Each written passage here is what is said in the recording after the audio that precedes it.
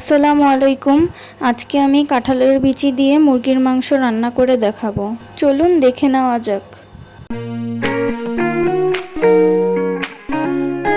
আমি এদিকে একটি মাঝারি সাইজের মুরগি টুকরো করে নিয়েছি।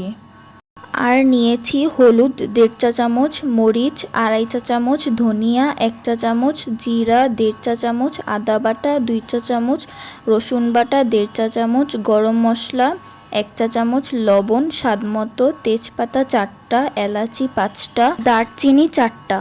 এখানে আমি একটি টমেটো টুকরো করে নিয়েছি পেঁয়াজ কুচি আর নিয়েছি কাঁঠালের বিচি।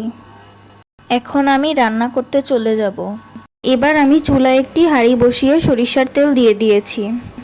তেল গরম হয়ে আসলে কিছু জিরা দিয়ে দিব। এবার পেঁয়াজ কুচি দিয়ে দিব। পেঁয়াজের মধ্যে লবণ দিয়ে নেড়ে চেড়ে লাল করে ভেজে নিব। পেঁয়াজ লাল হয়ে গেলে সামান্য পানি দিয়ে মশলাগুলো দিয়ে দিব।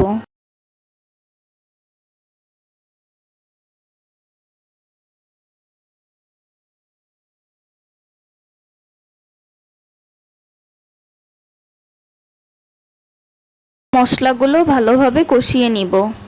এখন আমি টমেটোর টুকরোগুলো দিয়ে দিব। মশলা থেকে তেল বের হয়ে আসলে মুরগির মাংসগুলো দিয়ে ভালোভাবে কষিয়ে নিব। পরিমাণ মতো পানি দিয়ে মাংসটাকে হালকা সিদ্ধ করে নিব। এবার আমি কাঁঠালের বিচি দিয়ে আবার কষিয়ে নিব।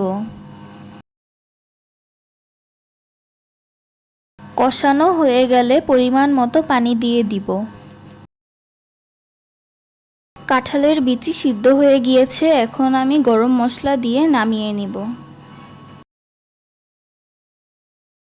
তৈরি হয়ে গেল মজাদার চিকেন কারি।